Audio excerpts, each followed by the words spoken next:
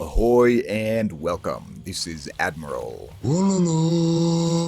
In the immortal words of the great Benjamin Franklin, nothing in life is certain except death and taxes. The former features very prominently in this medieval war game, which nearly always culminates in the brutal and total domination of the losing side, unless citizens are spared by an early surrender.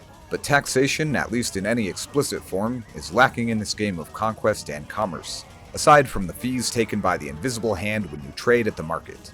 Even the old Sicilian scutage technology was removed, although to be fair, that implementation was not the most interesting. Now, you might argue that villagers are already taxed to the max by having to turn over 100% of the fruits of their labor in this workers' paradise.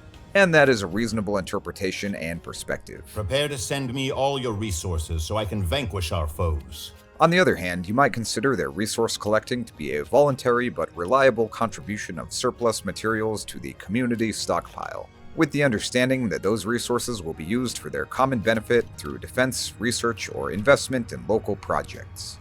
This in contrast to taxes taken under threat of force by the heavy hand of government, and perhaps directed towards buying frivolously indulgent luxuries for the nobility, being siphoned off by deeper forms of corruption or otherwise put to arbitrary use with no connection to the interests of the taxpayers.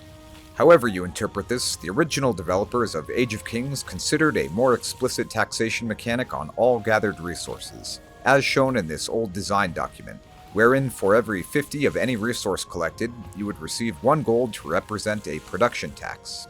As with many other originally planned features, this was never implemented, and we don't know the extent to which this was by choice or by necessity of cutting features for technical reasons or to meet a production deadline.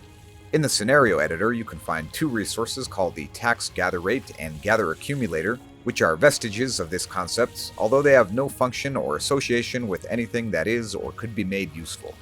But it surely might get you thinking about what it would be like if, in addition to regular resources and relics, you could reliably raise the royal revenue through taxes. If desired, this could be added as a unique or common technology or ability, and implemented as per the original intent, or it could be done in other ways. Apart from the possibility of a global disembodied effect, I like the idea of using tax collectors, who could give us further fundraising options and could give purpose to these or similar editor units. Despite his fancy clothes, this guy doesn't actually represent or provide any value, but probably has a course to sell you about how you supposedly can get rich. But perhaps we could put him to work as a tax collector and have an avatar of accumulation. Mandatum, liken. Mandatum, subscribing. As an alternative to the resource tax, we might have a head tax based on current civilian, military, or total population, as this tax collector that I've modded to generate population proportionate gold.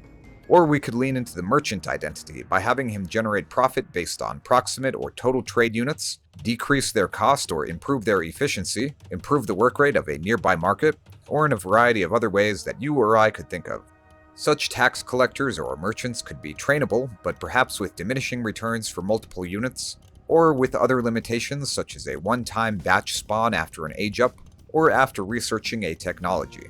Personally, I love the idea of more useful civilian unit types, as well as limited access, high-value targets like this that could potentially create a mini regicide dynamic within a game, where in a single spawn or starting unit example, you're highly motivated to keep the unit or units alive, although you won't be defeated by losing them. I think this would provide some interesting variety from the infinitely expendable villagers and military units that are also infinitely replaceable as long as one has the resources. So those are some of my thoughts on what is just a concept introduction that may be revisited more deeply in the near future. But what do you think about new common or unique tax collectors, merchants, or other such unit types? Would they fit into the base game on the civilization level, or would they be best kept on the fringes, perhaps available in game modes such as Regicide, or on specific maps such as Mega Random, where in addition to existing options such as the Feedaria, you might begin with a tax collector who would generate more gold as your population grew, and for as long as you could ensure his protection.